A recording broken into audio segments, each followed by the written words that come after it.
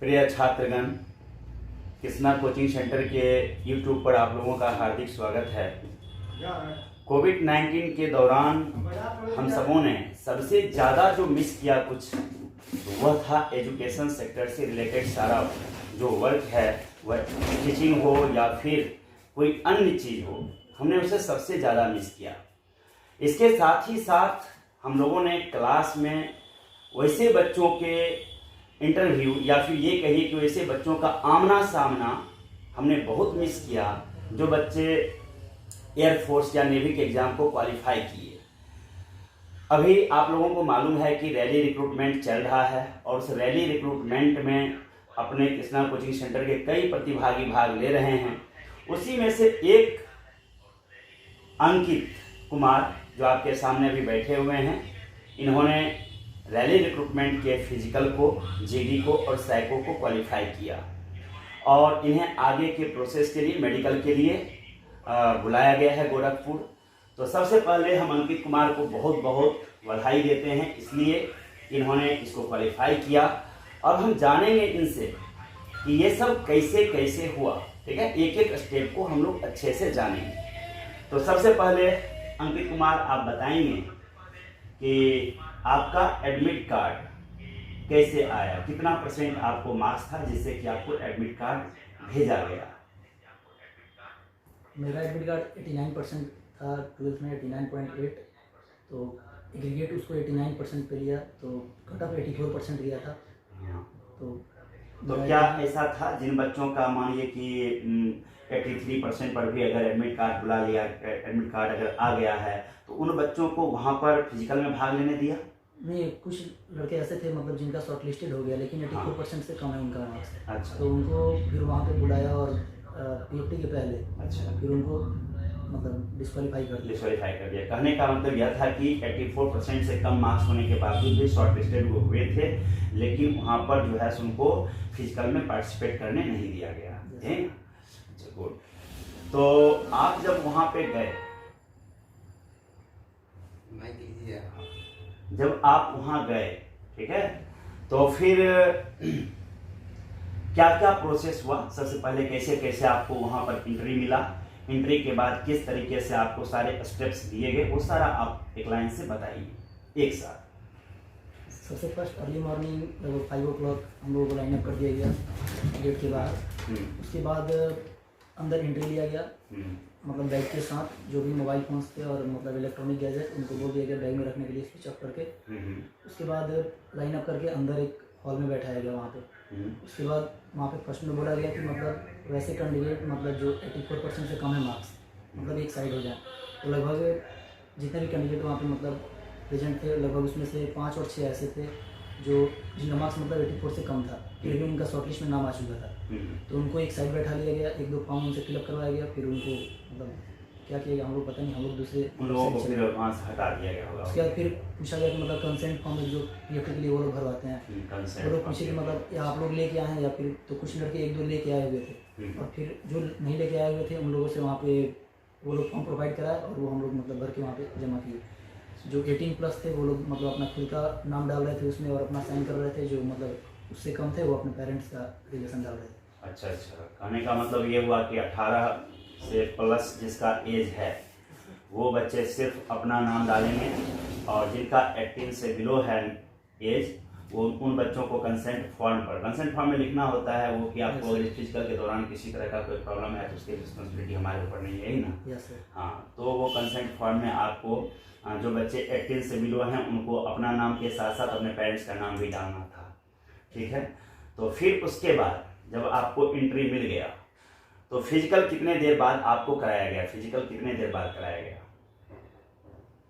पहले वो डॉक्यूमेंट के लिए पूछ लिए कि किसका मार्क्स कम है और उसके बाद ये कंसेंट फॉर्म भरवा लिए। उसके बाद अलग अलग 2-3 रो में बैठा दिया गया। जैसे 200 लड़के थे तो 50-50 के रो में 4 बैठा दिए और फर्स्ट 50 को मतलब एक हॉल में ले जाके रो में बैठा दिए और फिर वो 50 को अलग अलग रो में 15-15 या 20-20 के रो में अलग अलग बैठा दिए और उन लोगों का पहले कदम ताल करवाया गया। कदम ताल मतलब रनिंग आपको नहीं हुआ? नहीं, यहाँ पे रनिंग नहीं हुआ, उसके जगह पे कदम ताल करवाया गया।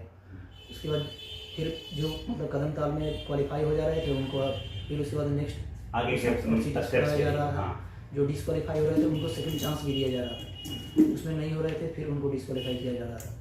फिर जब फर्स्ट राउंड जो क्वालिफाई कर जा रहे थे उनको एक दूसरे हॉल में ले जाकर बैठा दिया जा रहा था, जो कि मतलब उसके बाद डॉक्यूमेंट वेरिफिकेशन और फॉर्म फिलअप के लिए, और फिर दोबारा जो दूसरा बैच तैयार हुआ था 50 ग्रुप का, उन लोगों को बुलाया जा रहा था। जब पीएफटी के बाद जब डॉक्यूमेंट वेरिफिकेशन हो गया तो फिर सभी को एक दूसरे हॉल में, जो कि ऑडिटोरियम था, उसमें बैठाया गया, जो कि रिटन टेस्ट के लिए। लगभग 40 से 45 मिनट वो लोग ब्रीफिंग किए रिटन टेस्ट के बारे में, कैसे क्या होता है, कि क्वेश्चन क्या होगा, कितना क्वेश्चन होगा, कितना वेटेज होगा हर एक क्वेश्चन का। उसके बाद रिटन टेस्ट मतलब स्टार्ट हुआ। उसके बाद जब रिटन टेस्ट स्टार्ट हुआ तो वो लोग स्टॉप वॉच लगाए हुए थे सामने, मतलब ऐसा नहीं हो कि वो लोग या कोई स्टूडेंट ऐसा सोचे कि टाइम कम है, तो सामने स्टॉप वॉच लगा हुआ था। उसके बाद रिटन टेस्ट स्टार्ट हुआ, लगभग 1 घंटे बाद वो स्टॉप वॉच बंद हो गया, वो लोग फिर ऊपर ले लिए। 20 मिनट बाद फिर रिजल्ट आ गया। 20 मिनट में रिजल्ट दे दिया। हाँ, 20 मिनट बाद रिजल्ट आ गया। उसके बाद फिर बताया गया कि मतलब जो अपना ब्रेकफास्ट करना चाहते हैं वो बाहर कर सकते हैं, जो पैसा लाए हुए वो कैंटीन से खा सकते हैं कुछ। जब तक हम लोग बाहर गए हुए थे तब तक रिजल्ट आ गया रिटन का। फिर 20 मिनट बाद लगभग जो क्वालिफाई किए थे उनको बताया गया कि आप लोग का एडिटेबिलिटी टेस्ट 1 होगा, जो डिस्क्वालीफाई थे उनको एक दूसरा फॉर्म फिलअप करवा के फिर बाहर कर दिए गए। अच्छा। फिर उसके कुछ देर बाद हम लोगों का साइकोलॉजी टेस्ट हुआ, एडिटेबिलिटी टेस्ट 1। हाँ, जब आप फर्स्ट एडेप्टेबिलिटी टेस्ट कंप्लीट कर लिए, मानिए कि आपको पहले फिजिकल के लिए बुलाया गया, फिजिकल में आपको जो है सो रनिंग नहीं कराया गया, लेकिन उसके जगह पर कदम ताल कराया गया। जो बच्चे कदम ताल क्वालिफाई कर गए उनको आगे पुशअप करवाया गया, फिर उसके बाद जो है स्क्वैट्स कराया गया और सीटअप कराया गया, है ना। और प्रत्येक स्टेप के बाद जितने भी बच्चे डिस्क्वालीफाई हुए उनको अपना हटा दिया गया। अच्छा, एक आध चांस उसको दिया जा रहा था, नेक्स्ट चांस भी कि एक बार 2 बार और आप फिर से ट्राई करो। और उसके बाद भी वो डिस्क्वालीफाई होते थे तब उनको बाहर किया जाता था, है ना। और इसके बाद आपको रिटेन हुआ, है ना। रिटेन में आपको क्वेश्चन, अच्छा उस पर हम डिस्कस करते हैं। तो सबसे पहले रिटेन आप एग्जाम दिए वहाँ पर फिजिकल के जस्ट बाद, और रिटेन का रिजल्ट आपको 20 मिनट्स में दिया, है ना, 20 मिनट बाद। और उसके बाद हुआ फिर आपका एडेप्टेबिलिटी टेस्ट फर्स्ट, है ना। फर्स्ट एडेप्टेबिलिटी टेस्ट होने के बाद आपको उसमें क्या था, उसमें था आपको साइको का, साइको था नहीं फर्स्ट एडेप्टेबिलिटी टेस्ट में, एंड सेकंड में आपको जीडी था, या फर्स्ट में जीडी, सेकंड में एडेप्टेबिलिटी। फर्स्ट में एडेप्टेबिलिटी टेस्ट 1 में साइको था और सेकंड में जीडी। हाँ, गुड। अब ये हो गया। ये दोनों होने के बाद जब आपका जीडी साइको कंप्लीट हुआ तो उसके बाद आपको क्या किया गया? जीडी के बाद हम लोगों को बोल दिया गया कि मतलब काफ़ी टाइम हो चुका था, तो बोला गया कि मतलब आप लोग लंच कर सकते हैं, तो लंच करने चले जाइए। और वैसे कैंडिडेट मतलब जिनका लास्ट में था तो वो पहले लंच करने गए, क्योंकि हम लोगों का जीडी के बाद भी तुरंत इतना मतलब फॉर्म भरवा रहे थे वहाँ पे कि टाइम नहीं मिल पा रहा था। तो लगभग जो चेस्ट नंबर अलॉट किए हुए थे तो उसमें 1 से लेके 50 तक, मतलब मेरा भी उसमें 15 था। तो बोला गया कि 1 से 50 तक जिसका है 50, तो उसको मतलब अभी लंच करने नहीं जाना। अच्छा। 50 के बाद है उन लोगों का मतलब ज़्यादा टाइम रहेगा, तो उन लोगों को लंच करने के लिए भेज दिया गया। हम लोगों को बैठाया गया वहाँ पे। उसके बाद फिर मतलब ओरिजिनल डॉक्यूमेंट वेरिफिकेशन हुआ कि कौन कौन सा डॉक्यूमेंट है, कौन सा नहीं है। अच्छा। तो उसमें जो आवासीय था वो सिर्फ जो बिहार से आउट ऑफ बिहार थे उनको चेक किया गया, और जो बिहार के बच्चे थे, आउट ऑफ बिहार जो बच्चे थे, उन लोगों को जो है सो आवासीय जो उसका जो डोमिसाइल था उसको चेक किया गया बेहतर तरीके से। और जो बच्चे बिहारी थे, जो बिहार के थे, उन बच्चों को उतना ज़्यादा डोमिसाइल के लिए परेशान नहीं किया गया, यही ना। गुड। तो ये डोमिसाइल जो है किसी 6 महीने पुराना होना चाहिए या साल भर पुराना होना चाहिए, इसके लिए किसी तरह का कोई सुझाव दिया? डोमिसाइल किसी का लिया नहीं था। अगर कोई बिहार से है तो किसी का नहीं लिया, सिर्फ उन्हीं स्टूडेंट से लिया जो बिहार के आउट ऑफ बिहार से +2 किए हों। जैसे हमारे ग्रुप में 2 लड़के थे, जैसे एक बोकारो से और एक कोलकाता से, वो लोग +2 किए थे, लेकिन फॉर्म फिलअप किए थे ये बिहार से। तो उन लोगों का डोमिसाइल चेक कर रहा था। बाकी जो उनके जस्ट बाद मेरा नंबर था, तो हम डोमिसाइल लेके गए हुए थे, लेकिन हमसे वो लिए नहीं, सिर्फ वो 12th का मार्कशीट और 10th का मार्कशीट बस। और ये जो आपने अपने हैंड पर एक निशान दिखाया, वो हैंड पर जो निशान दिया गया वो ट्रायंगल टाइप का, वो निशान कब दिया गया? जब आप सारे तरह के कंपटीशन को क्वालिफाई कर लिए, फिजिकल हो गया, एडेप्टेबिलिटी टेस्ट फर्स्ट हो गया, सेकंड एडेप्टेबिलिटी टेस्ट हो गया, जीडी साइको पूरी तरह से आपका जो कंप्लीट हो गया, तो उसके बाद ये आपको लगाया गया या स्टार्टिंग में? ये सिर्फ स्टार्टिंग में जो पीएफटी क्वालिफाई कर ले रहे थे। अच्छा। उनको ये स्टाम्प लगाया जा रहा था और एक परमानेंट मार्कर से एक थंब पे टिक किया जा रहा था। अच्छा, फिंगर के अगले हिस्से पे, है ना, नेल पे। हाँ। अच्छा, ठीक। तो ये कहने का मतलब ये हुआ कि पीएफटी जो बच्चे क्वालिफाई किए उनको आइडेंटिफाई करने के लिए उसके फिंगर के नेल पर जो है सो परमानेंट कलर किया गया, मार्क किया गया लेफ्ट हैंड थंब पे, और उसके साथ जो है सो हैंड पे आपको एक ट्रायंगल का स्टंप मारा, है ना, ये चीज। तो जब ये कंप्लीट हुआ तब उसके बाद आपको एक पेपर मिला होगा जिसमें आपको बताया गया होगा कि आप फिजिकल फिटनेस क्वालिफाई कर चुके हैं। सिर्फ डॉक्यूमेंट वेरिफिकेशन हुआ।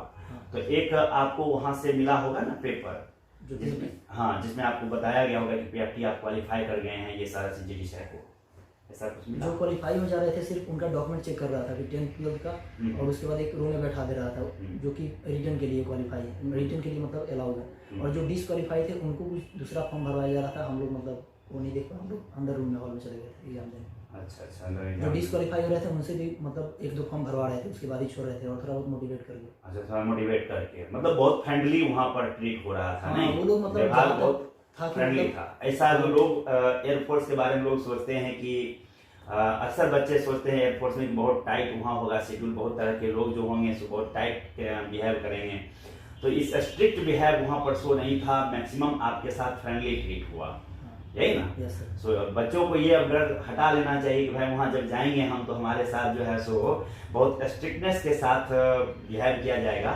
ऐसा डर बच्चों को नहीं होना चाहिए। क्या डिसिप्लिन थोड़ा मेंटेन करने के लिए वो लोग बोल रहे थे। अच्छा, जैसे वो बता रहे थे कि अगर मतलब नॉलेज कम है तो वो चलेगा, पर अगर इनडिसिप्लिन हो तो वो हम ये नहीं चलेगा। ओके, बहुत अच्छा। जैसे एग्जाम हो गया था, उसके बाद मतलब रिजल्ट आना बाकी था, तो वैसे ही हम लोग को ऑडिटोरियम में बैठाया गया था, लेकिन एक कैंडिडेट जो मतलब सबसे फर्स्ट रो में था वो मतलब पीछे घूम के मतलब बात कर रहा था, उसका रिजल्ट आ गया था, फिर भी मतलब उसको बाहर निकाल दिया था ऑडिटोरियम से। बाद में रिक्वेस्ट किया तो फिर मतलब उसको अलाउ किया। तो कहने का मतलब यह है कि क्लास में जो हम आप लोगों को डिसिप्लिन मेंटेन करवाते हैं, इससे वहाँ कुछ फायदा हुआ है? जिस तरह का डिसिप्लिन टाइट शेड्यूल हमारा होता है क्लास में, और जिस तरह से हम स्ट्रिक्ट कैरेक्टर के साथ आपके साथ होते हैं, तो इसका मतलब हम गलत नहीं करते हैं? सर बिल्कुल, एकदम सही करते हैं। अच्छा, तो वहाँ से वहाँ पे समझ में आता है, क्लास में उतना समझ नहीं आता। क्लास में समझ में नहीं आता है। क्लास में जब हम कह रहे होते हैं तो ये बात आपको लगता है कि सर बहुत गलत कर रहे हैं हम लोग के साथ, नहीं, लेकिन जब वहाँ आप जाते हैं तब आपको पता चलता है कि खुद सर क्या कर रहे हैं। गुड, चलिए, तो वहाँ से इतना होने के बाद यहाँ जब आप पीएफटी क्वालिफाई किए, कदम ताल में क्या प्रोसेस बताया गया, कदम ताल कैसे करना था, थोड़ा सा आप बता सकते हैं कि कैसे कदम ताल? बस बोलना है आपको, यहाँ पे खड़ा होने की व्यवस्था इस तरह का तो है नहीं अभी कि आप बता पाएंगे, तो बताना है कि किस तरीके से, बस उसके टेक्निक को बताना है कि जो उसका थाई है, उसका जो नीचे का पोर्शन है, उन सब के बीच क्या एंगल होना चाहिए, ठीक है ना, कैसे उसको आगे मूव करना है, ये आपको बताना है कि कदम ताल कैसे होना चाहिए, ठीक है।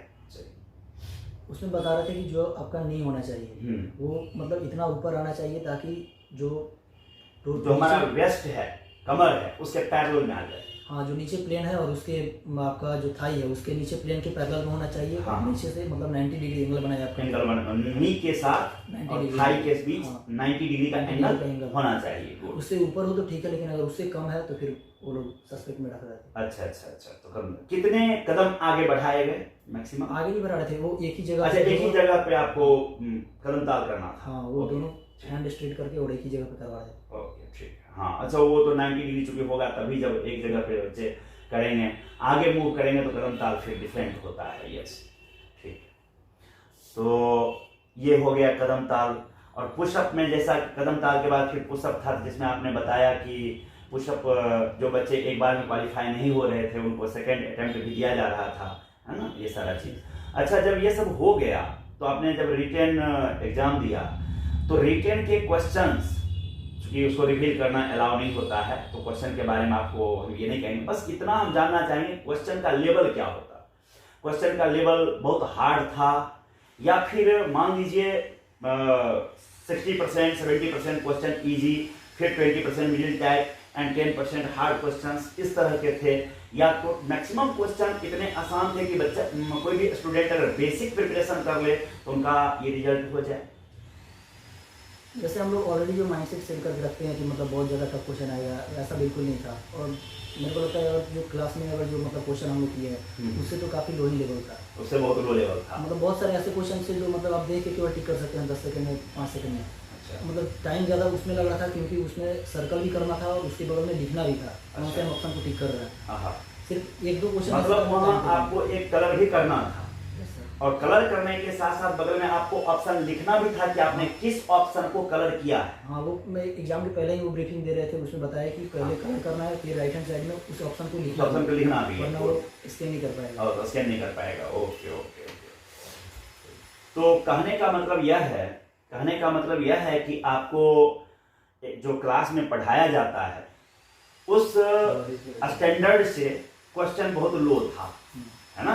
अगर बच्चे बेसिक प्रिपरेशन कर ले तो ये जो रैली रिक्रूटमेंट होता है उसका एग्जाम बेहतर तरीके से वो क्वालिफाई कर सकते हैं। बेसिक आप इससे पहले एयरफोर्स का एग्जाम दे चुके हैं, पिछली बार दिए थे। तो जो आप ऑनलाइन एग्जाम दिए और ये रैली रिक्रूटमेंट जो दिए, दोनों के पेपर में कुछ फर्क नजर आया होगा? ये ऑनलाइन एग्जाम था, उसमें मतलब कुछ क्वेश्चन ठीक थे, जो कि ये रैली रिक्रूटमेंट है इसमें मतलब काफी क्वेश्चन एवरेज मार्क्स का था, एवरेज लेवल का था। ओके। और वहाँ पिछली बार हम एग्जाम दिए थे उसमें मतलब टाइम मैनेज नहीं कर पाए थे, मतलब हम लगभग 40 से 45 क्वेश्चन अटेम्प्ट कर पाए थे और पूरा उसी में टाइम खत्म हो गया। इस बार कितने क्वेश्चन अटेम्प्ट किया? इस बार लगभग 50 से 55 मतलब 54 से 55 मिनट में लगभग हमारा टोटल क्वेश्चन अटेम्प्ट हो चुका। टोटल क्वेश्चन अटेम्प्ट हो चुका था, बहुत अच्छी बात। तो उसमें क्या ये बताया गया कि कितना मार्क्स आया है आपको? मार्क्स के लिए अलाउ नहीं किया गया, सिर्फ जो बोले कि जो मतलब पास थे उनको बोल दिया बस इसे दिखा गया कि हाँ इतना ये सब बच्चे क्वालिफाई हो गए। टेस्ट 1 के लिए बोल दिया गया। ओके ओके ओके, ये गुड। तो इन सब चीज के बाद वहां से कोई पेपर दिया गया? हाँ, एक मेडिकल के लिए दिया गया। एक मेडिकल का पेपर दिया गया जो एक एडमिट कार्ड की तरह काम करेगा, यही ना? कहाँ है, थोड़ा दिखाएंगे। टोटल क्वेश्चन सर, चलिए ये है नहीं तो जितने भी छात्रगण देख रहे होंगे इस वीडियो को देखेंगे, यहाँ पर है instruction on reporting for medical examination. Group Y and group X test है, ग्रुप वाई को कैंसिल कर दिया गया। रोल नंबर समथिंग है जो हम बताएंगे नहीं आपको। नेम ये जब पूरी तरह से क्लियर हो जाएगा तो हम आपको बताएंगे। Name Ankit Kumar, date rally दिया गया है 10 अक्टूबर, और ये सारा चीज गोरखपुर SMC 17 विंग एयर वहां बुलाया गया है। तो बाकी यहाँ पर बहुत सारे चीज लिखे हुए हैं जो आप लोगों को भी काम आएगा। जो बच्चे क्वालिफाई हो गए होंगे फिजिकल, उनको देखिए क्या क्या मेडिकल एग्जामिनेशन के लिए होना है। ठीक है, मेडिकल एग्जामिनेशन के लिए कहा गया है यहाँ पर, for medical examination you need to ensure following candidates should bring latest prescription and spectacle for corrected vision. अगर कोई मतलब यहाँ पर आपको वो प्रिस्क्रिप्शन जो आप डॉक्टर से मेडिकल का अपना जो सर्टिफिकेट लेंगे, जो डॉक्टर आपको बताएंगे कि आप मेडिकली फिट हैं, वो प्रिस्क्रिप्शन लेके जाना है। साथ ही साथ आपको स्पेक्टेकल जो आप चश्मा लगाते हैं वो चश्मा भी आपको यूज करना है वहां पर, यदि आप यूज करते हो तो। आगे दिया the prescription must bear the signature stamp registration number of eye specialist. साथ ही साथ आंख से रिलेटेड जो डॉक्टर से आप लेंगे उस पर साइन होना चाहिए, स्टैंप होना चाहिए, सारा चीज दिया है। साथ ही corneal surgery is not acceptable. Corneal आंख के अंदर जो कॉर्निया होता है उसमें किसी तरह का अगर सर्जरी है तो एक्सेप्टेबल नहीं होगा, ये यहाँ पर बताया गया है। क्लीन जेनेटल एरिया आर्म, ये जेनेटल एरिया जो है ये आपको साफ सुथरा होना चाहिए, वो गंदगी से भरा हुआ नहीं होना चाहिए, है ना। ये सब चीज ध्यान रखिएगा कि अपने आर्म के नीचे जो बाल वगैरह होता है उसको क्लीन, नीट एंड क्लीन रखिए। Ears should be free of wax. कान जो है उसमें वैक्स नहीं होना चाहिए, तो उसके लिए आप उसको डॉक्टर से दिखाकर साफ करवा लीजिए जहां भी ये फैसिलिटी अवेलेबल हो। Candidate are advise to get tartar and stain removed from their teeth. दांत के बीच जो कैविटी होता है उन सब चीजों को आपको साफ कर लेना है, क्लियर कर लेना है before appearing for medical examination. Should be free from all communicable disease, जो भी फैलने वाले बीमारी होते हैं उनसे आपको फ्री रहना है। उसमें आपको एक भी बीमारी ऐसा नहीं होना चाहिए, स्किन एलिमेंट्स भी नहीं होना चाहिए, स्किन से रिलेटेड डिजीज आपको कोई ऐसा व्यवस्था बीमारी नहीं होनी चाहिए। Candidates are advise that they will be subjected to baseline next investigations are investigations and are to report fasting by 14 hours prior to the test on the day of reporting at MBC for initial medical examination। ये सब कोई बड़ी बात नहीं, ये सब अच्छे से आप समझ रहे होंगे, है ना।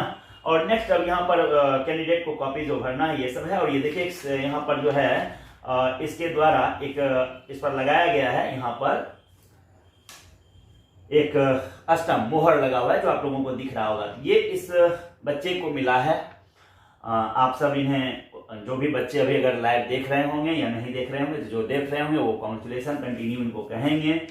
और ये वीडियो अभी पूरी तरह से लाइव नहीं किया जाना था, तो आगे आपको ये वीडियो नहीं रहेगा। तो चलिए, ये सारा चीज जानकारी आपको रैली रिक्रूटमेंट से मिल गया। और किसी तरह का कोई ऐसा अंकित है बात जो रैली रिक्रूटमेंट से रिलेटेड अभी बताना बाकी रह गया, अगर कुछ ध्यान में आपको है तो बताइए। ये जो मेडिकल के लिए पहले अभी आप जो आप सर बताया जो भी मतलब हाँ। तो ये चीज़ वो लोग 4-5 बार वो खुद एग्जाम के बाद मतलब जब जीडी हो जाता है, जो जीडी शायद हो जाता है, तो वैसे कैंडिडेट जो हर चीज़ क्वालिफाई कर लेते हैं, हाँ, उनको ये सुना आता है। पहले ये 4-5 बार वो खुद बताते हैं। हाँ हाँ, कि मतलब ऐसा नहीं हो कि वहाँ पे कोई कैंडिडेट आ जाए बोले कि हम ये चीज़ पता नहीं चल पाया मेरे द्वारा ऐसा कुछ, तो सुना नहीं जाएगा। 6 बार वो लोग खुद बता रहे थे, अलग अलग जो भी ऑफिसर थे वो आके बता रहे थे। हाँ हाँ, वो खुद बता रहे थे कि, और ये भी बोले कि कम से कम 4-5 बार आप लोग को घर पे भी जाके ये पढ़ना है। हाँ, फिर जिससे कि आपसे कोई भी मतलब इसको इतने बार स्टडी कर लेना है, और वहां पे ऑफिसर कंटिन्यू मेडिकल एडवाइजरी देते रहे वो कि आपको कैसे प्रिपेयर होके पहुंचना है वहां। अगर आपने इतना सुनने के बाद और इसका स्टडी करने के बाद भी किसी एक भी केसेस को आपने रिजॉल्व नहीं किया, सॉल्व नहीं किया, इसको बिना सॉल्व किए हुए आप वहां पहुंच जाते हैं, तो फिर आप डिस्क्वालीफाई होंगे, मेडिकली डिस्क्वालीफाई होंगे, यही ना, है ना। चलिए, और किसी तरह का कोई ऐसा इंफॉर्मेशन जो अभी भी बाकी रहा हो? सर डिस्ट्रिक्ट पूछ लीजिए। नहीं, अब ऐसा कुछ नहीं। डिस्ट्रिक्ट से पूछ लीजिए। अच्छा, आपको वहां पे एक बात, ये तो ठीक है, इतना हम समझ गए। आपसे जब जीडी हुआ होगा तो इंट्रो लिया गया होगा? Yes sir. हैं? Yes sir. तो इंट्रो कैसे किया, थोड़ा बच्चों को बताएंगे इंट्रो कैसे किए, इंट्रो में क्या क्या आपने बताया? वैसे कैंडिडेट जो बहुत ज़्यादा टाइम ले रहे थे, जैसे हम लोग ग्रुप में 15 में एक चेस्ट नंबर 3 जो था, हाँ। वो काफ़ी टाइम टेकिंग था। मतलब वो जो पहले ब्रीफिंग दिए थे जो भी हाँ। हम लोगों के सीईओ थे, हाँ। वो बोले कि लगभग मैक्सिमम 1 मिनट टाइम, 1 मिनट का ब्रीफिंग होता है। हाँ, अपना इंट्रो भी देना है, और जो हॉबी है, मिला है वो जो पेपर मिला था पैसे उसके बारे में हाँ। भी बताना है 1 मिनट के अंदर। लेकिन हाँ। बहुत सारे ऐसे कैंडिडेट थे जो पूरा बताते चले गए थे। हाँ। जबकि उनके पास खुद एक PIQ फॉर्म होता है, उसमें हम लोगों का नाम और जो भी मतलब होता है वो ऑलरेडी भरवाया जा चुका है। भरवाया, तो इंट्रो तो ऐसे ही मिल तो चुका होता है। उसमें ज़्यादा पता नहीं होता है, वो बस ये चाहते हैं कि आप कितना शॉर्ट में कंप्लीट करते हैं इंट्रो को और जीडी को। और जीडी में भी ज़्यादा नहीं बोलना होता है, सिर्फ आप 1-2 जो हाईलाइट पॉइंट है आप अगर वो बोल दे तो अच्छा, ठीक है। तो आपने इंट्रोडक्शन कैसे दिया? इंट्रोडक्शन में जैसे फर्स्ट अपना नेम, हाँ बोलिए। जैसे I am Ankit Kumar, my father's name is Pramod Pandey, who is a driver by business, my mother is housewife, my mother name is Renu Pandey, I belong to Saran district, in my free time I like to play as well as watching cricket. इसके बाद फिर अपना GD का जो topic था वो discuss किया। तो आपको जीडी के टॉपिक में क्या मिला? हम लोगों का जीडी का टॉपिक था the disadvantage of too many ads in newspaper. अच्छा, मतलब जो न्यूज़पेपर पर इतने ज्यादा एड्स जो आते हैं, चाहे वो पॉलिटिकल हो या चाहे किसी भी तरह के हो, मतलब कंटेंट उतना नहीं रह रहा है। हाँ, कंटेंट कम हो रहा है और ऐड ज्यादा आ रहा है, तो इससे समाज को क्या हानि हो रही है ना? उससे रीडर्स कम हो रहा है। पहले जितना मतलब अवेयरनेस फैल रहा था न्यूज़पेपर से, अब उतना नहीं हो रहा है। अच्छा, अब लोग न्यूज़पेपर से ज्यादा मोबाइल की तरफ मूव कर रहे हैं। हाँ हाँ, तो इसका क्या रीजन था, ये सब बोलना था। Good good. तो ये हो गया disadvantage of too many ads in the newspaper, है ना? गुड।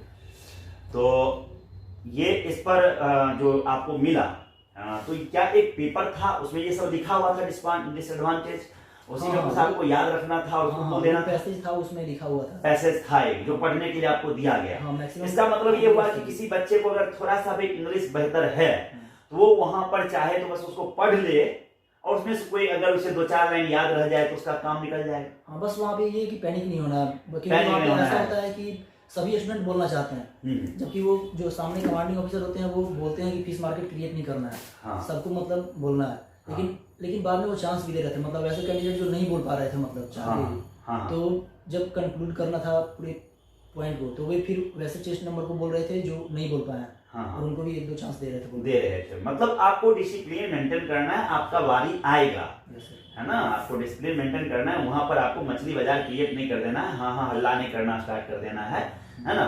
जब सबको अपना वेट करना है और उसको मिल जाएगा टाइम। सही बात है।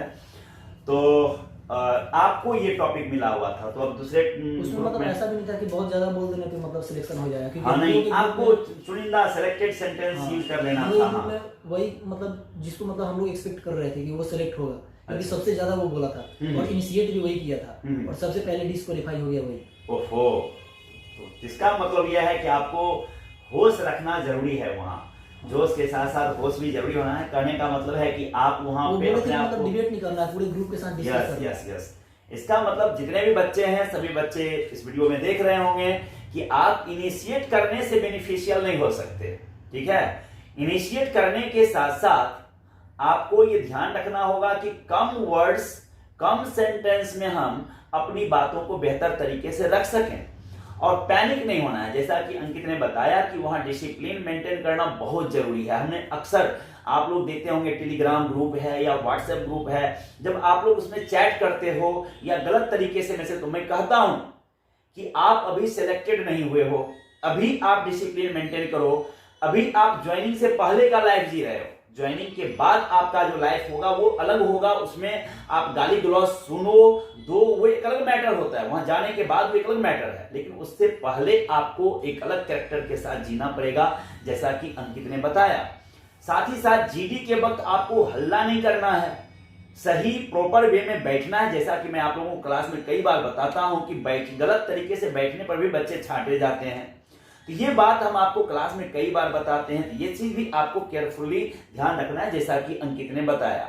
तो और भी अगर कुछ क्वेश्चन मेरे माइंड से तो कुछ क्वेश्चन नहीं छूट रहा है, क्या अंकित कुछ और भी छूट रहा है तो बताइए, ठीक है। क्लास के जैसे मैथ हुआ, फिजिक्स हुआ, इंग्लिश हुआ, ये जितने भी फैकल्टी आपको कृष्णा कोचिंग सेंटर में पढ़ाते हैं, इस पढ़ाई का वहां पे रैली रिक्रूटमेंट में और जो ऑनलाइन एग्जामिनेशन है उसमें, दोनों में से आपको क्या लग रहा है कि इसके स्टैंडर्ड में और हमारे स्टैंडर्ड में और इजाफा करना चाहिए, फिर यह स्टैंडर्ड दोनों ही एग्जाम के लिए कहिए कि इससे बेहतर है ना? इनफ है, अगर इनफ है, क्लास नोट्स और जो भी है मतलब उतना सफिशिएंट है एग्जाम के लिए। और रैली रिक्रूटमेंट की बात करें तो इसमें तो क्वेश्चन काफी एवरेज था कंपेयर टू जो स्टार एक्स का एग्जाम होता है। हाँ, अच्छा, जो ऑनलाइन होते हैं उसके क्वेश्चन बेहतर होते हैं, इसके उतने बेहतर नहीं होते हैं, यही ना। सो बच्चे अगर क्लास में सही से स्टडी करे तो इस एग्जाम को बेहतर तरीके से क्वालिफाई हो अगर सकते हैं। कंटिन्यू रखे तो हो सकता है, क्योंकि वैसे कैंडिडेट भी मतलब डिस्क्वालीफाई हुए जो 92-95% लाए हुए, लेकिन फिर भी रिटर्न में मतलब क्वालिफाई नहीं कर पाए। ओके, ये ध्यान रखना जरूरी है। ज्यादा मार्क्स आप इंटर में पहले ले आए हो ये कोई मैटर नहीं करता, आप अभी क्या हो, अभी आपके अंदर क्या क्वालिटी है, ये मायने रखता है ना। और जैसा कि आपने बताया बहुत बेसिक क्वेश्चन पूछा, तो बेसिक क्वेश्चन हम अक्सर आपसे कहते रहते हैं कि बेसिक प्रिपरेशन करिए आप लोग, तो बेहतर तरीके से आपका रिजल्ट हो जाएगा। केयरफुल होना है बस, और कुछ नहीं है। तो चलिए, जितनी भी क्वेश्चन की जानकारी थी, ठीक है, जितने भी क्वेश्चंस की जानकारी थी, जो भी तरह के इनसे इंफॉर्मेशन लेना था, ये सारा इंफॉर्मेशन हम लोगों ने लिया, जो आपके लिए शायद बहुत बेनिफिशियल होगा। जो भी बच्चे अभी लाइव में देख रहे होंगे या फिर जो आगे देखेंगे, उन सबको ये इंटरव्यू बहुत ही बेनिफिशियल होगा। अब हम लास्ट में हम अपने छात्र अंकित कुमार को बहुत बहुत फिर से एक बधाई देते हैं और मेडिकल के लिए आपको शुभकामनाएं हैं। आप अपने घर पर थोड़ा केयरफुल रहिएगा, गाड़ी वगैरह चलाने से बचिएगा, उबड़ खाबड़ जगहों पे आप थोड़ा अपने आप को सेफ रखिएगा, क्योंकि अभी के बाद से आपका जो मेडिकली फिजिकली अपने आप को अगर ध्यान नहीं रखिएगा तो अभी भी लाइफ अटक सकता है। बात समझ रहे हैं ना? सो हम शुभकामनाएं देते हैं कि किसी भी तरह का आप गलत इंजरी वगैरह में नहीं पड़े, है ना, इससे बचे रहें। और गोरखपुर 27 को आपको जाना है, नहीं, इट मीन्स आपको 26 एंड 25 को निकल जाना है ना। तो कृष्णा कोचिंग सेंटर की तरफ से ढेर सारी शुभकामनाएं हैं और हम दुआ करते हैं कि आप क्वालिफाई हो जाएं वहां, और क्वालिफाई हो करके आप आए। फिर से बहुत खुशी हुई। देखो, जब बच्चे, जितने भी बच्चे देख रहे हैं, जो जानते होंगे सभी बच्चे कि कृष्णा कोचिंग सेंटर में बच्चे जो क्वालिफाई होते हैं, तो मेरे लिए जो भी एक टी शर्ट पहन के बैठे हुए हैं, तो बच्चे टी शर्ट लेकर के आते हैं और उनसे हम बच्चों को मिलवाते हैं, बच्चे को वो बताते हैं कि कैसे उन्होंने क्वालिफाई किया, क्या क्या प्रोसेस उन्होंने फॉलो किया, ये सब बताते हैं। तो आज अंकित आया हुआ था रैली रिक्रूटमेंट में, वो कल था हमारा या आज ही था? कल था। तो जब इसने क्वालिफाई किया तो इसने मुझे सर ढूंढा, ये बहुत खुशी होती है जब बच्चे ढूंढते हैं। तो ये आया और इसने आज सारा बात बताया, इसके लिए बहुत बहुत धन्यवाद अंकित। ठीक है, आगे आप इसी तरह आगे बढ़ते रहें, यही हम सबों की शुभकामना है। चलिए इसी के साथ विदा लेते हैं। जय हिंद, जय भारत।